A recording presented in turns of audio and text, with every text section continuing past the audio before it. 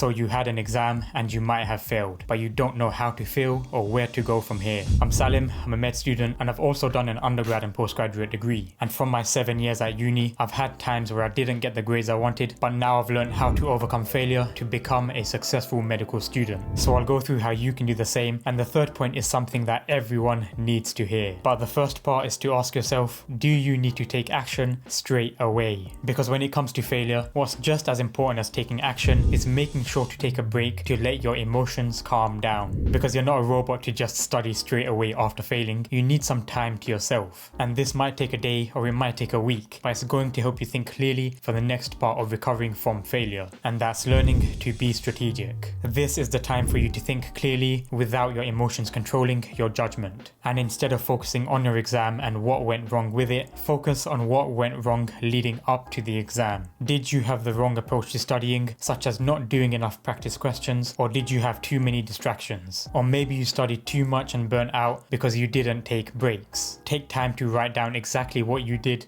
and where you went wrong. And since you'll be less emotional and more strategic at this stage, it can help to ask other students that passed their exams for guidance on what they did, so that you can see any key differences between your approach and theirs. Now the next part is to understand exactly what went wrong in your exam. Usually when I found some questions hard, I can remember them 2 weeks after because those mistakes do stick to your mind. So list down the concepts you found challenging in your exams, and if you can't remember much, ask your friends. The most important thing you can do from this is review those topics and do questions on them until you're comfortable, and repeat this for anything you got wrong. And another problem that's easily avoidable is that you just weren't used to the exam environment, because exams are quite time pressured, but a lot of us don't study to that extent. So make your study sessions similar. Set time limits for how long you have when you go through a practice paper so that you get used to answering without having to rush. This is all to make sure that you become comfortable both with the exam environment and with the content of your exam papers. I remember how in my undergrad degree I didn't really like the essay section because the time was limited and there was a lot to write. But when it was my second year of the degree, I realized just how much easier the essay became when I spent 15 minutes to draw a mind map of everything I knew, and that helped me write with a better structure and score a higher mark. So sometimes it is just the very simple things that can make a massive difference. And the third thing is something that's not really mentioned,